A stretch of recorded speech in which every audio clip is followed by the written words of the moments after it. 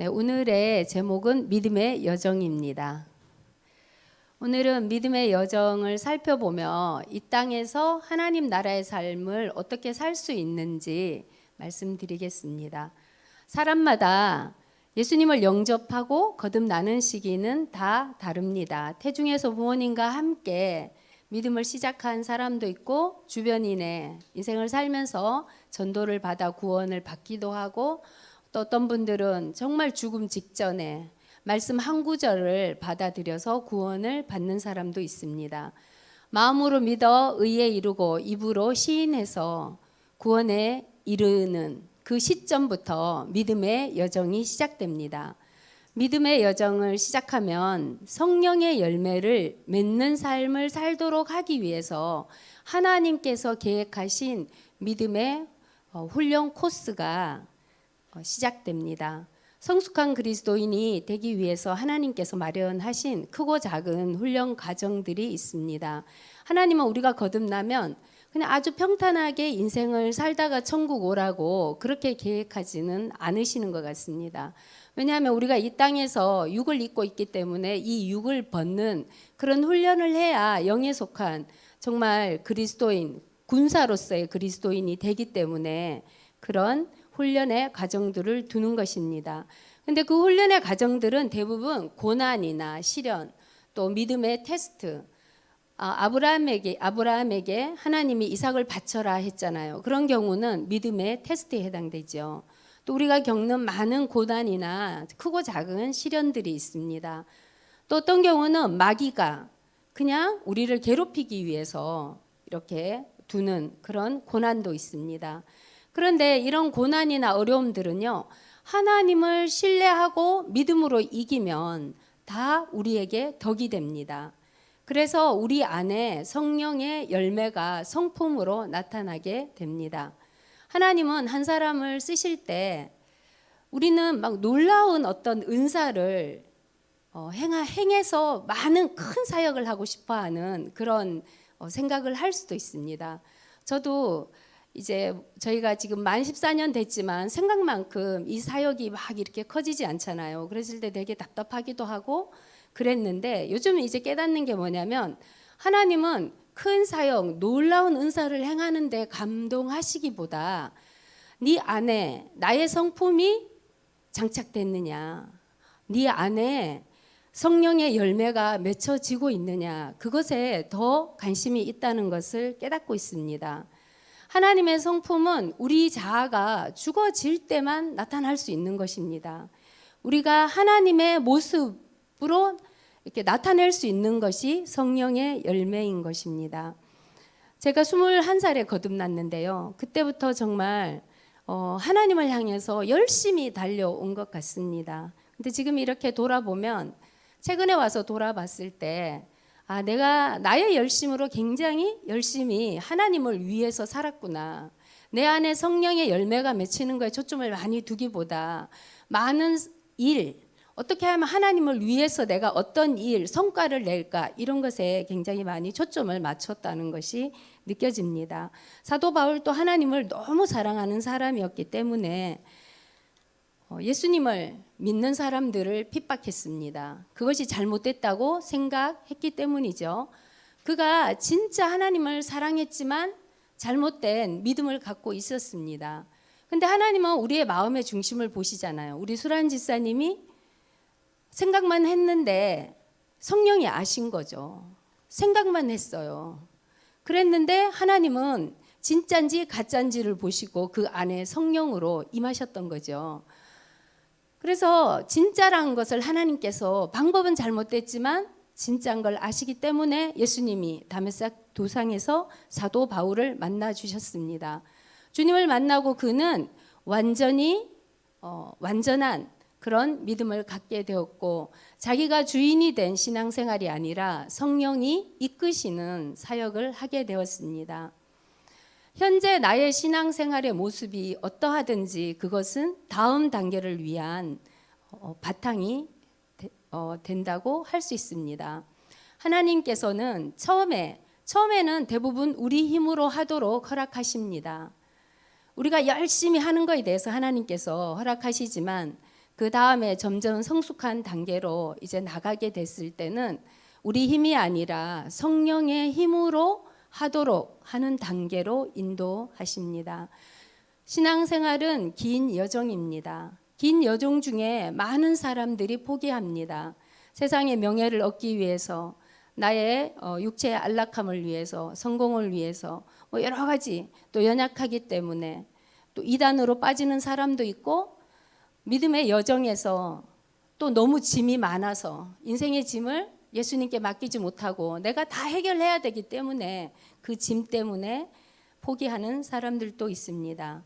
한 사람이 거듭날 때 나무가 숲에 심겨지는 것으로 비유할 수 있습니다.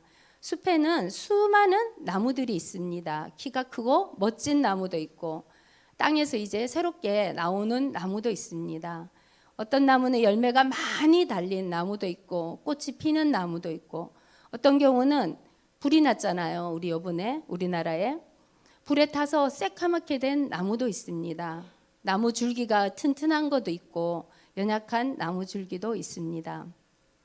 그런데 그 나무들이 한 사람 한 사람 거듭난 그리스도인이라고 우리는 생각할 수 있습니다. 마태복음 21장 19절에 보면 길가에 무화과 나무가 있었는데 예수님께서 시장에서 그 무화과를 따먹기를 원했어요. 그런데 잎사귀밖에 없고 아무것도 없습니다. 그랬을 때 예수님께서 이제부터 영원토록 내가 열매를 맺지 못하리라 이렇게 말씀하시니 무화과 나무가 곧 말라버렸습니다. 예수님이 열매를 맺지 못하는 무화과 나무에게 뭘 기대했을까요?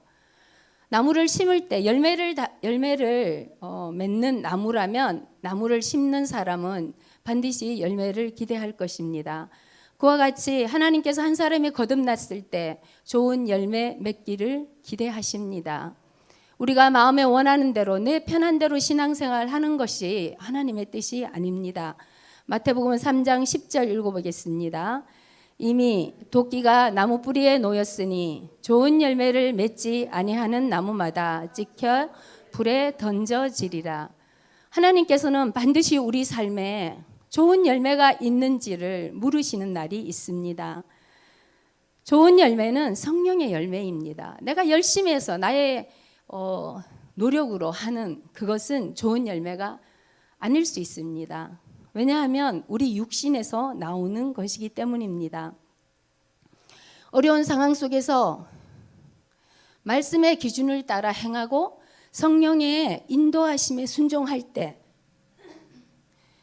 우리 성품에 성령의 열매가 맺혀집니다. 그러면 우리 삶의 그 성품의 결과로 좋은 열매들이 맺어지는 것은 당연한 것입니다. 갈라디아서 5장 같이 읽어보겠습니다. 오직 성령의 열매는 없나요?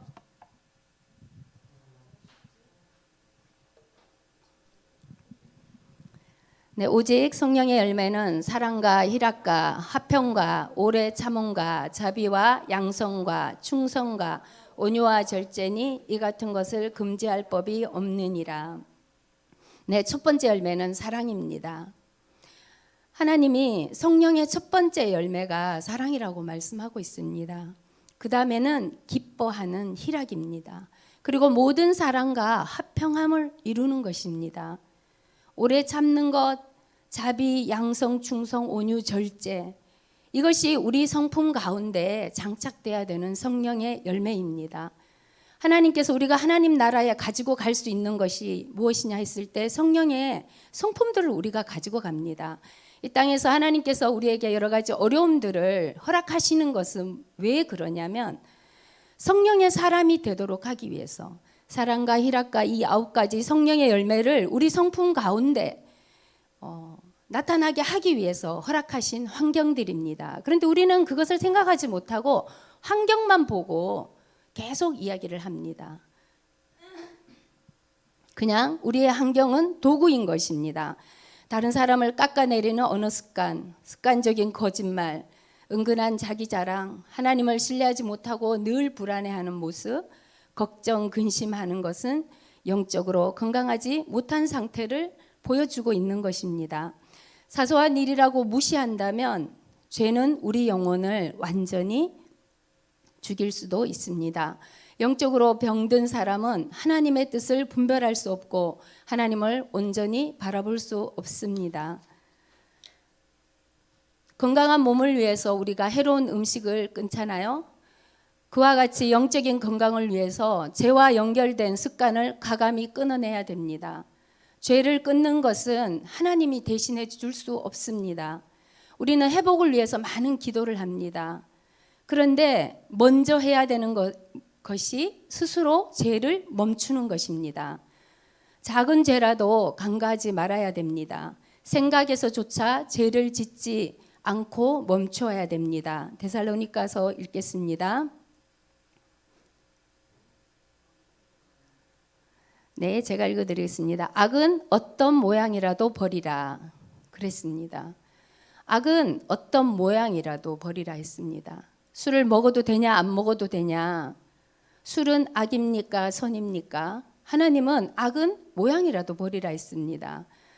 살다 보면 순간적으로 화가 나기도 하고 절망을 느낄 수도 있습니다. 그러나 화가 나도 생각을 지켜야 됩니다. 그 화가 나는 상황에서 그래도 감사한 게 뭔지 찾아봐야 됩니다. 작은 것에 감사의 말을 연습해야 됩니다. 처음에는 잘 되지 않을 것입니다. 그런데 우리가 연습을 하면 자동으로 그 가운데서도 좋은 점을 볼 수 있는 영적 눈이 열리게 됩니다. 절망적으로 보이는 상황이지만 아주 작은 소망이 보이면 그 소망을 잡아야 됩니다. 열왕기상 18장에 보면 3년 동안 가뭄이 와서 비가 내리지 않았잖아요. 그래서 갈멜산에서 아합의 그 이세벨 부인 이세벨이 거느리고 있는 바알과 아세라를 숭배하던 제사장 850명과 엘리야가 대결을 해서 엘리야가 하늘에서 비를 내리도록 했잖아요. 그런데 불이 내리도록 했습니다. 그런데 아직 비가 오지 않았습니다. 그래서 엘리야가 종에게 내가 기도할 테니 너는 저기 바다 쪽에서 비구름이 일어나는지 좀 봐라 이렇게 말했습니다. 그래서 7번 기도했습니다. 머리를 무릎 사이에 놓고 정말 간절히 기도를 했는데 바다에서 사람의 손바닥만한 작은 구름이 나나이다 하고 종이 와서 말했습니다. 그랬을 때 엘리야가 아합에게 말하기를 비에 막히지 아니하도록 마차를 갖추고 내려가소서 그렇게 말했습니다. 엘리야는 손바닥만한 구름이 일어나는 걸 보고 큰 비가 올 거라는 것을 믿음으로 보았습니다. 우리 상황에 아주 큰 문제들이 많이 있지만 그 가운데 한 가지라도 소망을 가질 수 있는 작은 것을 우리는 찾아내는 것이 믿음입니다. 그것을 감사할 때 하나님께서 그것을 사용해서 기적을 일으키는 것입니다. 하나님은 우리의 믿음에 응답하시는 분입니다. 하늘은 하나님의 것이라도 땅은 사람에게 주셨다 했습니다. 하나님 50%, 사람 50%입니다. 내 삶에 많은 문제가 있을지라도 내가 믿음으로 한 가지를 붙잡고 감사하며 믿음을 고백할 때 이 땅에 있는 것에 대해서 하나님께서 일하시기 시작하십니다. 하나님이 혼자 일하지 않습니다. 땅을 사람에게 줬기 때문에 반드시 기도해야 됩니다. 기도할 때 하나님께서 천사를 보내시고 하나님의 강권적인 역사로 기적을 베푸시는 것입니다. 하나님이 응답하실 것이라는 것을 신뢰해야 됩니다. 그래야 하나님의 역사가 일어납니다. 지금 어려운 가운데 계십니까? 손바닥만한 작은 구름을 찾아보시고 하나님을 신뢰하고 감사하시기 바랍니다. 하나님은 믿음의 기도에 응답하시는 분입니다. 하나님은 사랑이십니다. 요한일서 1장 4절 읽겠습니다. 사랑하지? 네.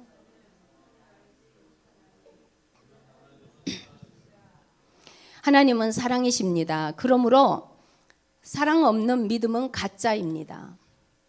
사랑 없이 설교하고 사랑 없이 기도하고 사랑 없이 성령의 은사를 사용하면 가짜입니다. 하나님은 사랑 없이 행하는 것에 대해서 감동하지 않으십니다. 그 사역이 아무리 커지고 전 세계를 구원하는 일일지라도 사람들은 구원하지만 그 사람은 버림받을 수 있습니다. 하나님은 불법을 행하는 자야 이렇게 말씀하실 수 있습니다. 왜냐하면 하나님은 사랑이기 때문입니다. 우리는 전도하고 교회 부흥을 위해 성령의 은사를 구할 수 있습니다. 저도 전도를 많이 하고 싶습니다. 현재도. 그래서 여러 가지 은사를 구해왔습니다. 성령의 초자연적인 은사가 나타나면 많은 사람들이 와서 여기 하나님이 계시구나. 그러면 복음이라도 들을 기회가 있지 않을까. 그런 생각으로 그렇게 구했습니다. 그런데 요즘 깨닫는 것은 사랑 없이 사용하는 은사는 좋은 열매가 될 수 없습니다. 믿음이 중요하지만 믿음도 사랑으로 행할 때 역사가 일어납니다. 갈라디아서 5장 6절 읽겠습니다. 사랑으로서 역사하는 믿음뿐이니라. 여기 보면 the only thing that counts. 네, 중요한 한 가지가 뭐냐면 사랑을 통해서 스스로 이렇게 표현된 그것. 표현될 때, 믿음이 사랑으로 표현될 때, 그때 믿음이 열매를 맺는다는 것입니다. 사랑이 빠진 사역은 껍데기라는 것을 깨닫게 하셨습니다. 하나님께 영광이 되지 못하고 나 자신에게도 별로 유익이 없다는 것을 알게 되었습니다. 사랑 없는 사역자, 사랑 없는 중보기도, 사랑 없는 봉사, 하나님은 받지 않으십니다. 하나님께서 사랑을 얼마나 중요하게 생각하시는지 이제 최근에 깨달으면서 정말 마음으로 사랑하려고 애쓰고 있습니다. 사랑이 부족할 때는 성령님께 사랑을 많이 구합니다. 또 우리가 영상을 보면 도움을 요청하는 많은 사람들이 있습니다. 근데 대부분은 물질을 이제 이렇게 좀 도와주기를 원하잖아요. 그러면 다 돕지 못할 때는 제가 그 사람들을 간절히 기도해 줍니다. 하나님 치료해 주시라고, 돕는 자들을 붙여주세요. 이렇게 짧게지만 하나님은 그런 사랑을 원하신다는 것을 알게 되었습니다. 그래서 말로만 믿음이 있다는 것이 아니라 나의 마음의 태도가 하나님 보시기에 정말 기뻐하시는 상태가 되었으면 좋겠다. 그런 마음을 갖고 있습니다. 나의 입술의 모든 말과 내 마음의 묵상이 주께 연락되기를 원합니다. 우리가 사랑의 마음을 가지고 있을 때 주님께 연락됩니다. 우리가 사랑의 마음으로 하지만 잘못할 수 있습니다. 그렇지만 하나님은 그 사랑을 보시기 때문에 그 자체를 기뻐하시는 것입니다. 하나님께서 새롭게 주신 계명은 크게 두 가지입니다. 하나님 사랑, 이웃 사랑입니다. 마태복음 보면 내 마음을 다하고 목숨을 다해서 목숨을 다하고 뜻을 다해 주 너의 하나님을 사랑하라. 이것이 첫째 계명이고 둘째는 내 이웃을 내 자신같이 사랑하라. 이게 두 번째 계명인데 이 두 계명이 온 율법과 선지자의 강령이니라 그랬습니다. 우리는 율법을 지키려고 노력합니다. 그런데 하나님께서는 너희가 하나님을 사랑하고 이웃을 사랑하면 율법과 선지자들이 가르쳐준 그 모든 가르침을 이루는 것이라고 말하고 있습니다. 하나님을 사랑하는 사람은 반드시 내 이웃의 사람을 사랑합니다. 이웃은 나를 제외한 모든 사람이 이웃입니다. 이웃을 향한 사랑은 하나님과의 관계에서 나오는 자연스러운 열매입니다. 믿음이 진짜라면 사랑은 그 증거로 드러나야 됩니다. 진정한 그리스도인은 능력보다 먼저 사랑하는 사람이 되어야 됩니다. 이웃을 사랑하는 사람은 상대방을 존중합니다. 말을 함부로 하지 않습니다.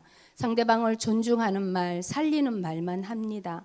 그것이 나의 자녀이든 나의 남편이든 아내이든 내 이웃이기 때문에 하나님의 계명이기 때문에 사랑으로, 존중으로, 부드러운 마음으로 어떻게 하면 그 사람을 살릴 수 있을까에 초점을 맞추게 됩니다.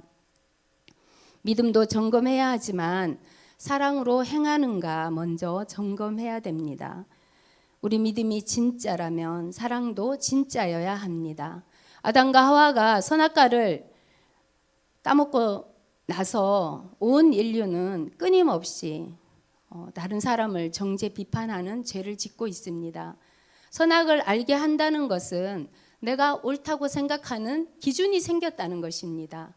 내 기준에 맞으면 선한 사람, 내 기준에 맞지 않으면 나쁘다고 생각하며 미워하기도 하고 관심을 끄기도 하고 냉정하게 대하기도 하는 등 여러 가지 것들을 우리가 알게 모르게 행하고 있습니다. 그런데 내가 옳다고 생각하는 기준이 하나님의 사랑과 일치하는가 생각해 봐야 됩니다. 내가 저 사람을 나쁘다고 말을 하는데 내가 가지고 있는 기준이 정말 하나님의 사랑의 기준일까? 이것을 돌아보아야 되는 것입니다. 마태복음 7장 2절 읽겠습니다. 마태복음 읽겠습니다. 너희가 비판하는 그 비판으로 너희가 비판을 받을 것이요 너희가 헤아리는 그 헤아림으로 너희가 헤아림을 받을 것이니라. 아멘. 여기 보면 우리가 타인을 심판하는 기준으로 주님께서도 우리를 심판하신다고 합니다. 우리가 사용하는 잣대로 하나님도 똑같은 잣대로 우리를 측정하시겠다고 말씀하고 있습니다. 비판은 교만에서 나오는 죄입니다. 비판하는 순간 나는 심판자인 하나님의 자리에 가 있게 됩니다. 우리는 하나님의 사랑이 흘러가는 통로가 되어야지 심판자의 자리에 있으면 안 됩니다. 믿음은 온전함을 동반합니다. 언제 온전해집니까? 성령 안에서 인격이 온전해져야 됩니다. 인격의 그리스도의 성품으로 채워져야 합니다. 내가 죽고 예수가 내 안에 살아야 합니다. 우리는 날마다 우리의 인생을 살아갑니다. 그런데 하나님께서 우리에게 요구하시는 것은 나의 하루를 사는 것이 아니라 너를 통해 하나님의 하루, 나의 하나님이 말씀하시는 나의 하루를 살아야 됩니다. 우리가 물론 부족합니다. 저도 부족하고 다 부족하잖아요. 그렇지만 성령께 계속해서 우리가 묻고 성령의 인도하심을 받을 때 우리는 하나님의 하루를 살아가게 되는 것입니다. 로마서 14장 17절 읽겠습니다. 하나님의 나라는 먹고 먹는 것과 마시는 것이 아니요 오직 성령 안에 있는 의와 평강과 희락이라. 먹고 마시는 것이 아니라는 것은요, 육신에 속한 것이 아니라는 것입니다. 이 세상에 속하는 것이 아니라는 것입니다. 이 땅에 있는 모든 것은 먹고 마시는 것과 연결되어 있습니다. 손으로 만질 수 있는 모든 것은 육신에 속한 것입니다. 육신대로 살면 반드시 죽을 것이로되 영으로서 육신을 죽이면 살리라고 바울이 말했습니다. 우리가 육신적으로 행해서 굉장히 좋은 결과를 낼 수 있습니다. 그렇지만 육신으로 행한 것은 하늘나라에 아무것도 못 가지고 갑니다. 하나님의 나라는 육신에 속한 것이 아니라 성령 안에 있는 의와 평강과 희락입니다. 의는 예수 그리스도를 옷 입는 것입니다. 예수님의 보혈이 아니면 하나님 앞에 설 의인이 하나도 없습니다. 이사야서 64장 6절 읽겠습니다. 무릇 우리는 다 부족한 자 같아서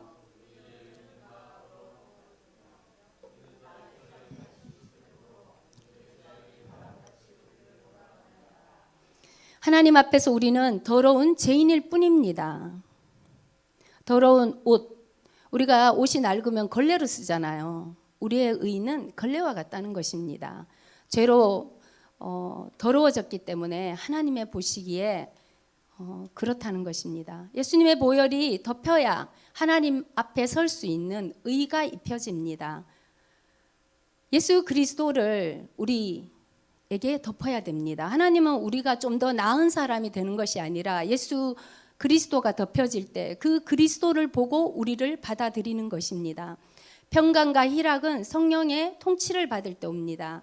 이 땅에는 끊임없는 사건 사고, 이제 또 전쟁의 소식이 끝이 없이 들려오고 있잖아요. 성령 안에 있을 때만 하나님 나라의 평강과 희락을 누리게 됩니다. 성령 안에 정말 성령님과 친밀한 교제를 하기 위해서 지난 한 2년 동안 무던히 애썼던 것 같습니다. 생각이 밖으로 나갈 때마다 생각을 사로잡아 주님께 또 집중하고 해왔습니다. 아직 갈 길은 멀지만 성령님과 조금 더 친밀해진 것 같습니다. 일상에서 일어나는 여러 가지 사건과 뉴스들을 들을 때 전에는 가슴이 두근거리고 침이 넘어가지 않고 잠이 오지 않았습니다. 그런데 육에 속한 것들에서 영에 속한 것들로 계속 옮겨가는 훈련을 하는 과정 가운데 굉장히 많이 평강과 희락을 누리게 되었습니다. 세상에 대한 욕심이 점점점 없어지고 있습니다. 하나님은 온 세계가 다 하나님의 것이라고 말합니다. 출애굽기 19장 5절 읽겠습니다. 세계가 다 내게 속하였나니 너희가 내 말을 잘 듣고 내 언약을 지키면 너희는 모든 민족 중에서 내 소유가 되겠고. 하나님은 세계가 다 하나님의 것이라고 말하고 있습니다. 저는 제가 가진 게 제 건 줄 알았습니다. 내 호흡도 내 거고 내 생명도 내 거고 나의 소유도 내 거고 자식도 내 거고 교회도 내 거고 무의식 중에 그렇게 생각하고 있었던 것 같습니다. 그래서 내 것에 손해가 오면 불안해지고 어떻게 하면 내가 내 것을 지킬 수 있을까, 이런 것에 굉장히 안절부절했다는, 무의식 중에서 그렇게 했다는 것을 발견했습니다. 근데 하나님께서 지금 뭐라고 말씀하시냐면 세계가 다 내 거라고 말합니다. 네 생명도 내 거고 네 소유도 내 거고 너의 호흡도 내 거고 온 우주 만물이 내 거야. 네가 가지고 있는, 네가 누리는 모든 것이 내 거다. 이렇게 말씀하고 있습니다. 우리 자신 거는 하나도 없습니다. 하나님이 다 주셔서 사용하고 누리고 있는 것입니다. 오늘 하루 우리가 숨쉬고 살아가고 있습니까? 하나님께서 에너지를 공급하시기 때문에 살아갈 수 있는 것입니다. 우리가 점심을 먹었는데 그걸 소화시키는 것을 성령이 하시는 것입니다. 성령께서 오늘 하루 살아갈 에너지를 우리에게 주지 않는다면 우리는 여기 아무도 없을 것입니다. 이렇게 모든 만물이 하나님의 것입니다. 우리가 내 거라고 주장하는 것들이 사실은 다 하나님의 것입니다. 성령 안에 있는 의와 평강과 희락을 누리는 삶은 하나님이 온 우주 만물의 주인이시라는 것을 인정하는 것입니다. 나의 매 순간도 하나님의 것입니다. 나의 재능도 물질도 자녀도 다 하나님의 것입니다. 믿음의 여정은 죽을 때까지 가야 되는 긴 여정입니다. 우리가 날마다 나의 주인이 하나님이심을 고백할 때 우리는 이 믿음의 여정에서 이탈하지 않고 끝까지 하나님의 나라에 들어갈 때까지 갈 수 있을 것입니다. 매일 작은 것에 성령의 통치를 받으며 살아갈 때 이 땅에서의 삶이 하나님 나라 안에서의 삶이 되는 것입니다. 우리가 이 땅에서 하나님 나라의 삶을 살 때 영원한 천국에 들어가는 것이지, 우리가 이 땅에서 내 마음대로 살다가 하나님 나라에 들어가게 될 것이라는 것을 우리가 확신할 수는 없을 것입니다. 그래서 매일매일 정말 성령님께 우리의 그 중심을 맞추고 초점을 맞추고, 성령님 어떻게 할까요? 나의 오늘 하루가 하나님의 하루를 살게 하시옵소서. 내 맘대로 사는 것이 아니라, 나의 감정대로 하는 것이 아니라 하나님의 하루가 되게 하여 주시옵소서. 이렇게 아침에 기도하면 좋겠습니다. 네, 함께 기도하겠습니다. 하나님, 우리 매일의 삶이, 매 순간이 성령의 통치를 받음으로 하나님의 매일을 살아가게 해달라고 함께 기도하겠습니다. 하나님 아버지, 구원해 주셔서 감사합니다. 구원해 주셔서 감사합니다. 믿음의 여정을 저희가 가고 있습니다. 더 젊은 사람도 있고 더 나이 든 사람도 있습니다. 그렇지만 우리가 바라봐야 될 표대는 오직 예수 그리스도입니다. 옆에 좌우나 우로나 치우치지 않게 하시고 하나님의 말씀의 기준을 따라 살아가게 하시옵소서. 내가 옳다고 하는 기준들을 다 내려놓게 하시고 하나님의 말씀이 말씀하는 기준이 내 삶의 기준이 되게 하여 주시옵소서. 하나님, 오늘 하루 내가 사는 것이 하나님의 은혜입니다.